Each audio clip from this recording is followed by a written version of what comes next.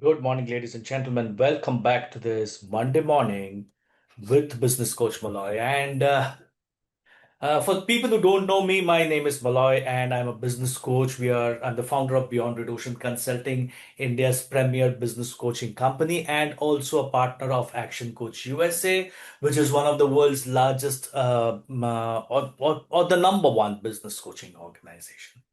And for the past many weeks, we have been talking about the sales mastery series. And today we dive into one more powerful element of the sales process. So far, we have covered prospecting, qualifying, presenting, handling objections, and even closing the sale without sounding salesy. But today's topic is one of the biggest game changers in sales. And yet, most entrepreneurs are guilty of ignoring it. And that is for me and this is what I keep on telling all my entire sales team is a no is never a permanent no. And today we are going to talk about follow up, how to turn a no into a not yet.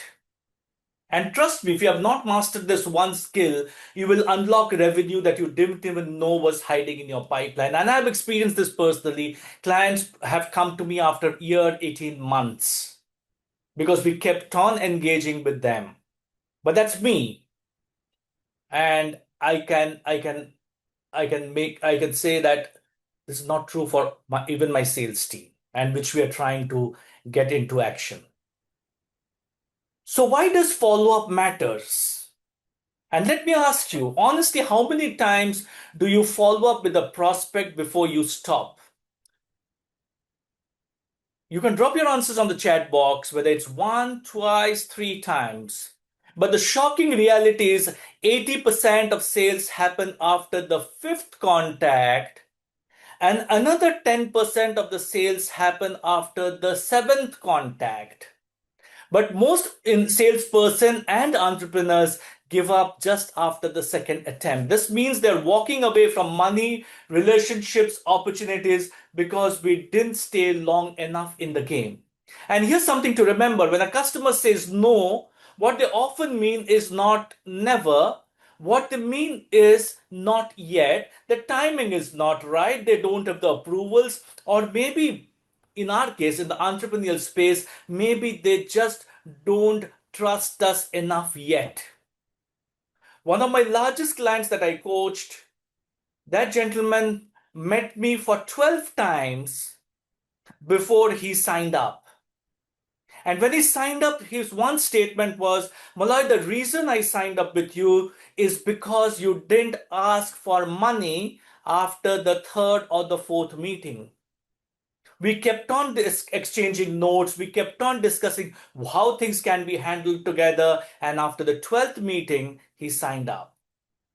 And your job as an entrepreneur is to stay present long enough for that not yet to become a yes. Because please understand, we are dealing with business owners. We as entrepreneurs are dealing with purchase officers who yet needs to trust us that we can deliver their value for money. I'll give you an example. One of my clients who runs a precision parts manufacturing company, he pitched it to a big automobile company. They said, we will get back to you.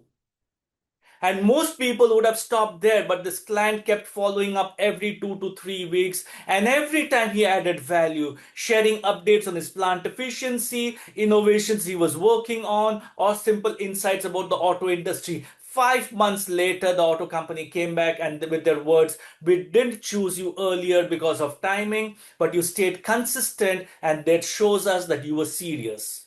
Let's do a trial order. And the trial order turned into a contract worth crores. This is the power of follow up in a B2B manufacturing. Persistence equals proof of seriousness. And what's the psychology of follow up? Why do people need so many touches before buying?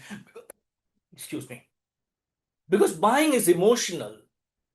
People say yes only when three things align. First and foremost, they trust you. Second is the timing is right.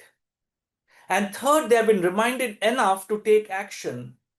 And here's the secret. Every follow-up, if done right, builds trust, bridges timing, reminds them gently that you exist. Let's take another guy. uh, a consulting organization. They pitched their services to a retail chain. The owner said, "We are happy with our current vendor." Most people would walk away. Instead, they've kept on following up, but never sounding salesy.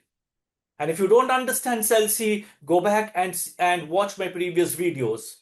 They shared case studies of other retailers, gave free insights on Instagram ad trends, and even said quick updates about the industry shifting. 6 months later, the retail sales chains dipped. Their existing vendor couldn't deliver.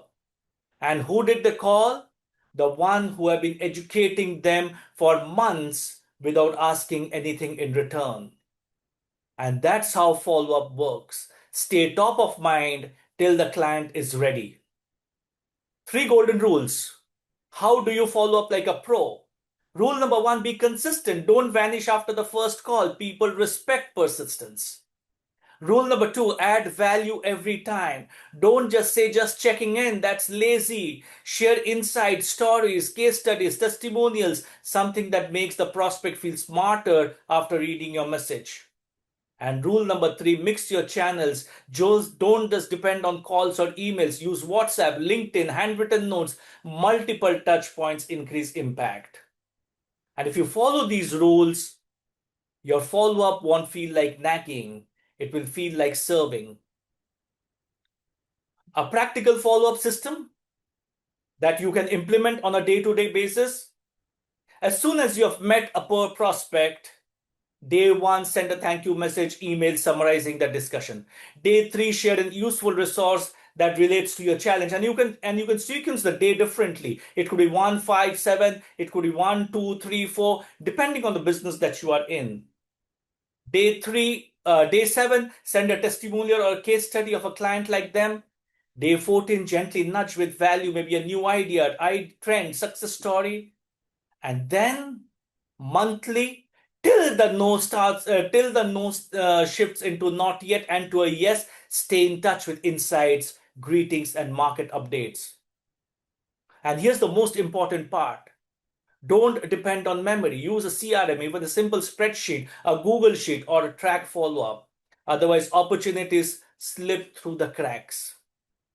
I've worked with a second generation textile business owner. He pitched to a foreign buyer. 3 polite no's came back. Most entrepreneurs would have moved on, but he didn't. He kept following up with fabric samples, updates about sustainability initiatives, even festive greetings. 2 years back, when the buyer was ready to switch, guess who got the call? And that accounts for 15% of my clients' business today. In family businesses, in entrepreneurial driven businesses, relationships are everything. And consistent follow up is how you prove respect and commitment. But let me also warn you today of the common mistakes that you should be avoiding. Being pushy or desperate, salesy. Type that word, print it in front of you, and say, "I will never sound salesy." Sending the same just checking in message again and again.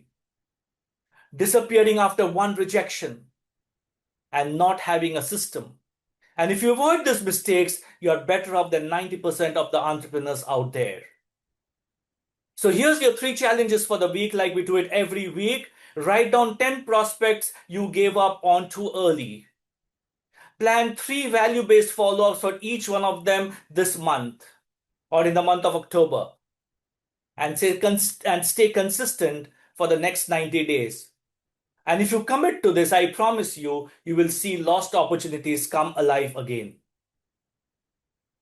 So as we close today, let's recap. No doesn't mean never. It usually means not yet. Follow-up is where trust is built, timing is bridged, and sales are finally won. That is the key for a fantastic follow-up mechanism. Remember the 5 and the 7 touch points. Don't give it a time frame. Keep on following up on the prospects that you have. Have a system of follow-up, because your prospects may turn into a client. You never know when. Next week, we move into another powerful multiplier, and that is called referrals. How to turn your happy clients into your sales team. My name is Moloy. and I'm a business coach, and I'm a partner of Action Coach USA. Thank you for joining me. Have a great Navaratri, and I shall see you on the other side post Dashera. Now go back to those 10 prospects, restart the conversations, and watch your not yet become yeses. Till we meet again, same place, same time, next Monday with referrals, how to turn your happy clients into your sales team. Have a fantastic week. God bless.